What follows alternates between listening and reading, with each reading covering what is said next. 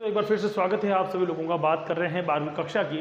12वीं कक्षा के अंदर हमें पढ़ना था रंध्र की गति और उसकी क्रियाविधि। मैंने रंध्र की संरचना के बारे में आप लोगों को समझा चुका हूँ, पढ़ा चुका हूँ। उसी पॉइंट को हमने आगे लिया है। अब रंध्र की अपने को गति पढ़नी है। गति का मतलब क्या हो गया कि रंध्र की जो गति हो रही है, यानी कि रंध्र का खुलना और रंध्र का बंद होना, ये किस सिद्धांत पर आधारित है या कौन कौन से सिद्धांत इसके बारे में है, उसको हमें जानना है। सबसे पहले आपको ध्यान रखना है, यहाँ पर मैं मुख्यतः से 3 प्रकार के सिद्धांत की बात करने वाला हूँ।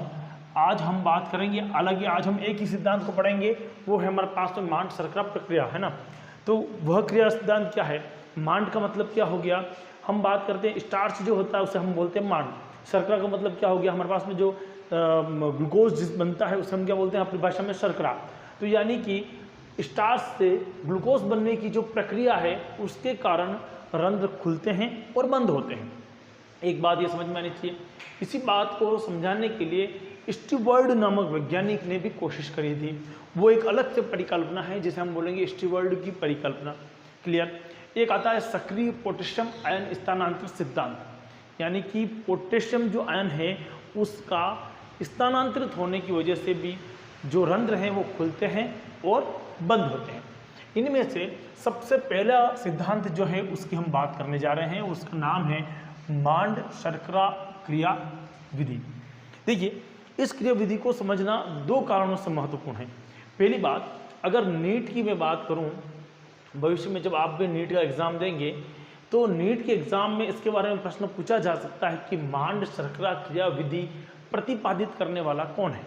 तो प्रतिपादित करने वाले जेडी सायरे थे। क्या याद रखना आपको? जेडी सायरे थे जिन्होंने इसको प्रतिपादित किया। 1923 की बात थी। लेकिन इस सिद्धांत को, यानी कि मांड शर्करा क्रिया विधि सिद्धांत को समझाने से पहले किसने मांड के बारे में बताया, यानी शर्करा के बारे में बताया?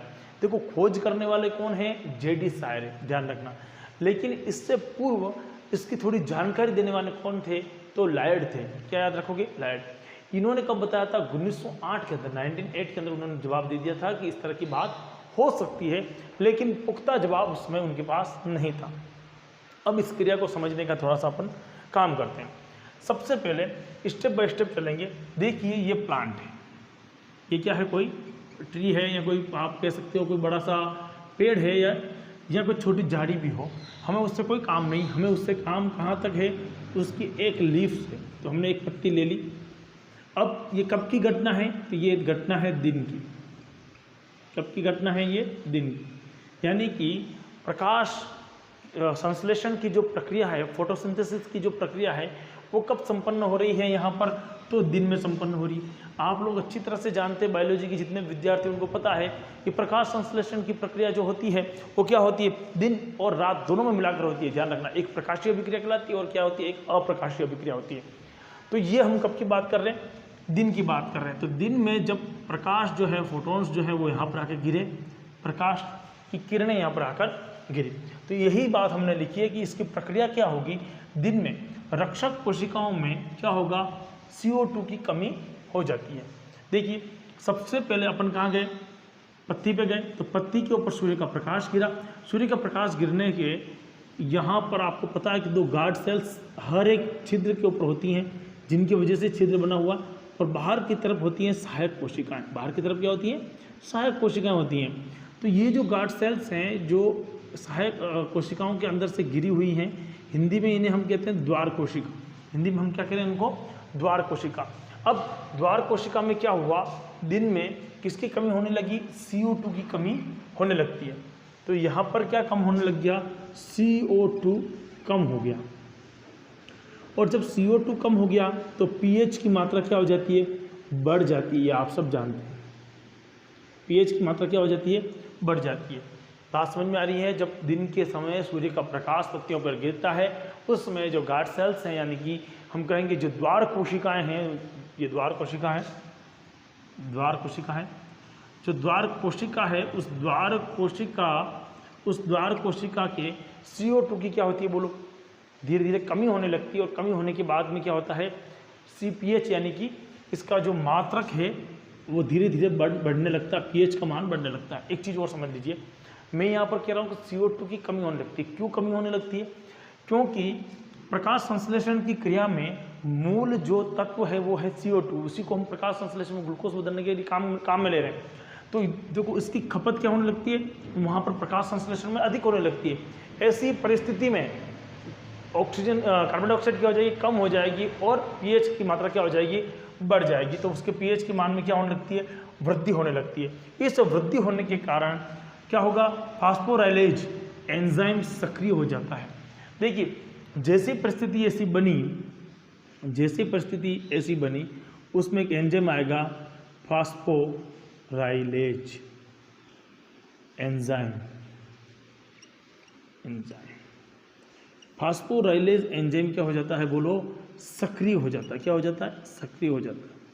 अब ये इस एंजाइम का क्या काम है, ये क्या सक्रिय होकर क्या करेगा, ये सक्रिय होगा तो ये मांड जितने भी हैं उसको क्या कर देगा, ग्लूकोज 1 फॉस्फेटेज में क्या कर देगा, बदल देगा। यानी कि सीधी सी बात ये है कि यहाँ पर जहाँ पर भी मांड कण है, यानी कि क्या है हमारे पास में, मांड का मतलब क्या हो गया, स्टार्च जहाँ पर भी है, जहाँ पर भी क्या है, स्टार्च यानी कि मांड। अब इन कणों को किसमें बदल देगा, तो ये बदल देगा ग्लूकोज 1 फास्फेटेज, है ना। तो किसमें बदलेगा, ग्लूकोज 1 फास्फेटेज। मेरी बात समझ में आ रही है। तो फास्फोराइलेज एंजाइम क्या कर रहा है, कि मांड जितने भी हैं यानी कि स्टार्च हैं जितने भी, उसके अंदर उसको किसमें बदल देगा, ग्लूकोज 1 फास्फेटेज में बदल देगा। इससे क्या हो जाएगा, कोशिका के अंदर जो डीपीडी है, जो उसको अवशोषण की जो उसकी कैपेसिटी है वो क्या हो जाएगी, बढ़ जाएगी और कोशिका क्या हो जाएगी, स्फीत हो जाएगी, यानी कि फूल जाएगी। यानी कि क्या होगा, कोशिका क्या हो जाएगी, कोशिका स्फीत हो जाएगी, यानी कि जैसे ही कोशिका स्फीत होगी, फूलेगी, तो रंध्र क्या हो जाएगा, बोलो, रंध्र खुल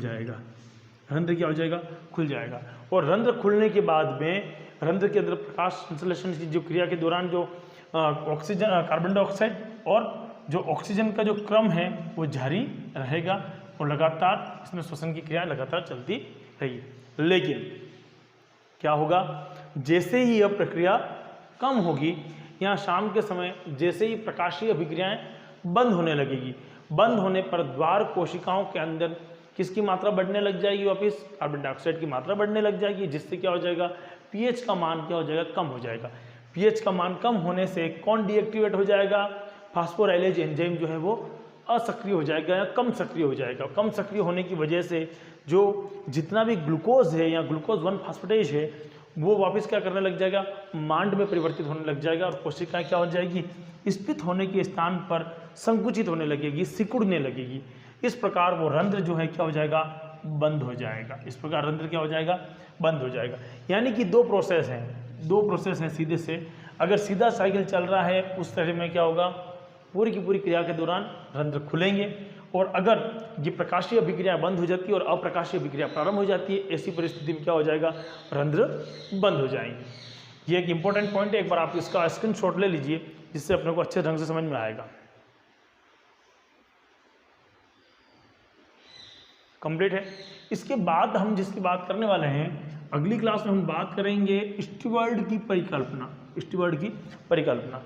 वीडियो बहुत छोटे भी हो सकते हैं लेकिन आपको समझ में आनी चाहिए। अगर ये बात समझ में आ गई है तो तुरंत प्रभाव से कमेंट बॉक्स में, अगर देखने वाले 1000 हैं तो कम से कम 1000 में से 500 लोग तो ये कहेंगे ना कि हाँ समझ में आया, तो ही तुम्हें पता पड़ेगा कि आपको समझ में आ रहा है। आपको फिर समझ में नहीं भी आ रहा हो तो हम लगातार वीडियो बनाकर क्यों अपना समय और आपका समय व्यर्थ करें।